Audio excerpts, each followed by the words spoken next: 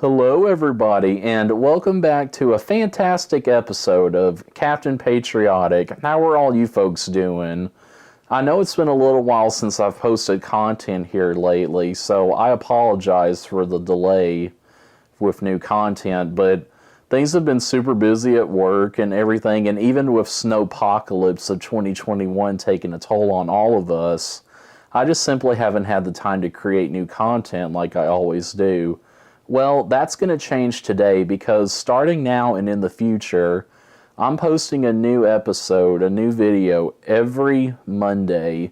So please feel free to tune in on those days. So to kind of jog your memory a little bit, the last few videos I've been talking about Medal of Honor recipients, specifically Native Arkansans who have gone on to receive the highest military honor for active war in different conflicts. And as you'll recall last time, we started our subsection of the Medal of Honor series on Native Arkansans who earned their medal during the Korean War of 1950 through 1953.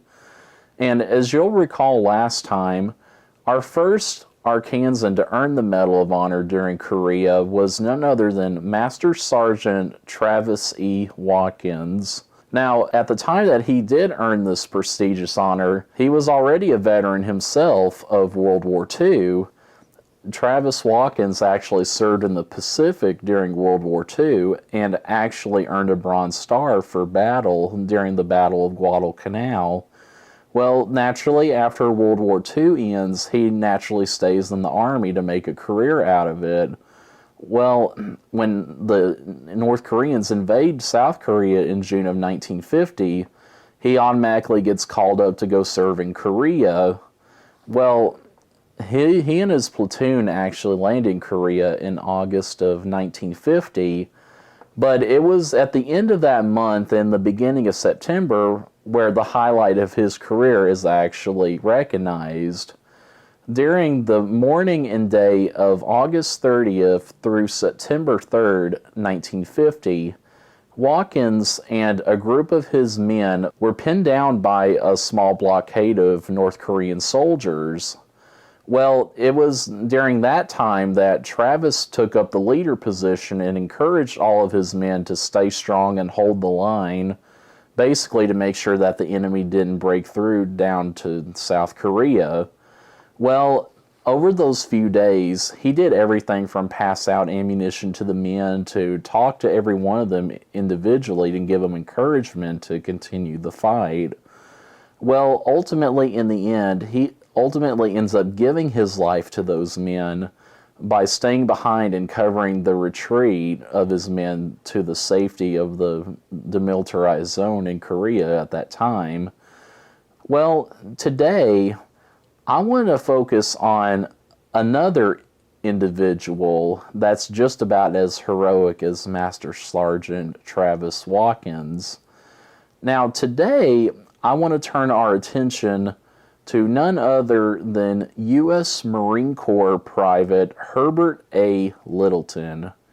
Now, Herbert A. Littleton was born in Mena on July 1st, 1930, and the youngest of three sons to his dad, Paul, and his mom, Lily Mae Littleton. Now, when he's born, the family didn't stay in Arkansas very long at all because his father actually got a job up in South Dakota where him and the rest of his family actually moved there in 1935. It was during that time that his father started working as a foreman on a Works Progress Administration project. Well, after that project's completed, his family was basically like nomads. I mean, they constantly moved all over the place whenever Herbert was a kid. Some of the places that Herbert and his family actually stayed in was Washington State when he was in elementary school, and they kept on moving around just a few times. That is, until his family settled down in Sturgis, South Dakota, where Herbert would finish high school. Now, by the time he graduates high school, Herbert starts working for an electrical appliance co-op in Rapid City, South Dakota. Well, it was during that time that Herbert decides that he wants to serve in the military, he wants to serve his country. Him being the youngest of three brothers, his older brother was actually a Marine in World War II, and his brother always talked to him a lot, and he really thought highly of the United States Marine Corps. So that's the branch that he ultimately decides to join.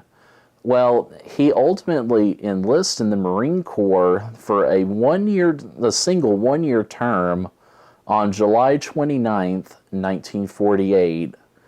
Now, he stayed in the Marine Corps, like I said, for a good solid year, but then after his term of service was up, him and his family actually moved to Nampa, Idaho, where he began to work as a lineman for the Mountain States Telephone and Graph Company. So fast forward a year to 1950, and we all know on June 25th, 1950, North Korea invades South Korea. Well, whenever that happens, Littleton decides to re-enlist in the Marines. And once he re-enlists again, he's actually called to active duty starting in September of 1950. And he was sent to Camp Pendleton in California for basic training and was then officially sent to Korea under the 3rd replacement draft.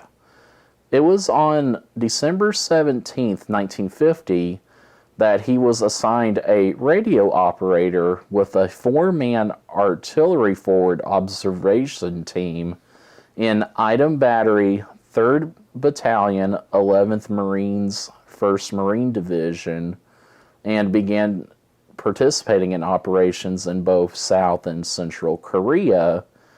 Now, he really didn't participate in a lot of big-name battles at that time. By the time he's shipped out to Korea, he just barely misses the Battle of the Chosin Reservoir. You know, the Chosin Reservoir is where an entire platoon of Marines and soldiers try to retreat from the Chinese soldiers that are trying to surround them in the Chosin River Valley in North Korea. So he just barely got out of that particular battle, which was gory enough in itself. Now, there's one particular battle, a famous battle that he participated in during his time in Korea. And folks, that particular battle is the Battle of Hwacheon, Hwacheon. Now, Hwacheon is located roughly about 55 miles northeast of Seoul. Now, the Battle of Hwacheon actually took place between April 22nd and April 26, 1951, and the main combatants were the United Nations Command, mostly U.S. forces, against Chinese soldiers during the Chinese Spring Offensive, which was the spring of 1951. Now, at the end of this particular battle, the U.S. 1st Marine Division was able to successfully defend their positions and then withdraw under fire to the no-name or treaty line that was established during that first part of the Korean War. Now, Littleton earns the nation's highest military honor on April 22nd, 1951, on Hill 44 of Chuncheon, South Korea. He earns this honor by deliberately falling on and smothering his body with an enemy grenade that actually exploded on his body. He basically smothered a grenade to protect a lot of Marines and a Navy corpsmen that were in the same trench that he was. Now, this was one of several grenades that were thrown into his position where his team's forward observation post was located at the time. Now, when this happens, he was actually serving with C Company, 1st Battalion of the 7th Marine Division. By smothering that grenade, He saved the lives of 3 other Marines, including the officer and forward observer in charge of Littleton's team during the early morning enemy counterattack on C Company. He also prevented the radio from being damaged by taking it off before he was killed with that grenade. Now, that particular radio was used afterwards to direct artillery fire in order to repulse the Chinese attack during that battle to take Hill 44. This guy had a lot of guts. For one, to go in the face of enemy fire and artillery fire, grenades. It's all chaotic everywhere. You could only imagine what's going on. But purposely falling on and smothering a grenade in order to save your comrades and your buddies beside you, oh my goodness, that's over the top. And I give a lot of praise to him for doing that. I don't know if I would have been that brave, but hey, somebody had to do it. And that just comes to show you that he would do anything for the guy next to you. I mean, if I was fighting alongside him, I would want a guy like that next to me in the trenches. I just loved his spirit by taking that head on. So, unfortunately, he actually passes away a few hours later from shrapnel. Now, according to reports, when the grenade exploded underneath him, it went everywhere. I mean, it went up into his upper torso, it went down into his lower extremities and his legs and all that stuff. So he dies of his wounds. However, as horrific of a death as that was, his actions would not go unrecognized.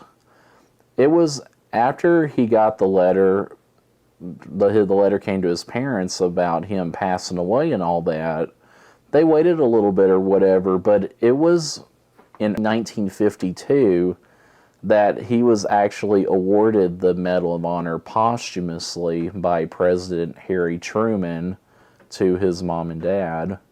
Now, in his particular Medal of Honor citation, it states that by his prompt action and heroic spirit of self-sacrifice, he saved the other members of his team from serious injury or death and enabled them to carry on the vital mission, which culminated in the repulse of the hostile attack. Now, it wasn't just the Medal of Honor that he received for his service in Korea. No, sir, not by a long shot. He also earned other medals and honors for his service in the Korean War. Besides the Medal of Honor, he was also awarded a Purple Heart, the Combat Action Ribbon, a Presidential Unit Citation, the National Defense Service Medal, the Korean Service Medal with 3 bronze stars, the United Nations Service Medal, and of course the Republic of Korea War Service Medal. At the time of him receiving the Medal of Honor, he actually became the 16th Marine to receive the Medal of Honor in the Korean War. And like I mentioned, he was awarded the medal posthumously by President Harry Truman in June of 1952. His parents were presented with his Medal of Honor on August 19, 1952, during a ceremony at the Naval Reserve Training Center in Boise, Idaho, which at the time included the activation of the 44th Rifle Company Marine Corps Reserve Unit. So there's been a lot of other things that have been named in his honor, even for such a short life that he had. He had such a big impact, especially in the communities in which he lived in growing up. In fact, there's actually been quite a few places that have been named in his honor. For example, the Marine Corps League's Detachment 1261 in Mena, Arkansas was named after him in December of 2006. And there's memorials to him at the Polk County Courthouse in Mena, as well as in Spearfish, South Dakota, where he lived as a boy and a young man. Now, even though he's from Arkansas, he's technically buried in Nampa, Idaho, where his family resided at the time of his passing. So guys, I know that this was a short and sweet episode, but it's a very impactful one at that. You think about it, I mean, not just anybody would be willing to sacrifice his or her life for his brother in arms or his comrades in the trenches with him like Herbert did. That must have taken a lot of guts to do what he did, but I know he means well. I can only imagine the reaction of his comrades whenever he died trying to protect them. I mean, that's bold, and that goes well above the call of duty for anyone. That is just, this particular story always impacted me about self-sacrifice, protecting the buddy right beside you, and not only that, but always going above and beyond the call of duty. As always, guys, thank you for listening and everything, and if you guys have any questions, feel free to leave a comment down below. I'm happy to answer anything that you might have. Please like and subscribe for future videos too. Well, guys, I hope you enjoy this as much as I do, and please stay tuned in for next time. Thank you.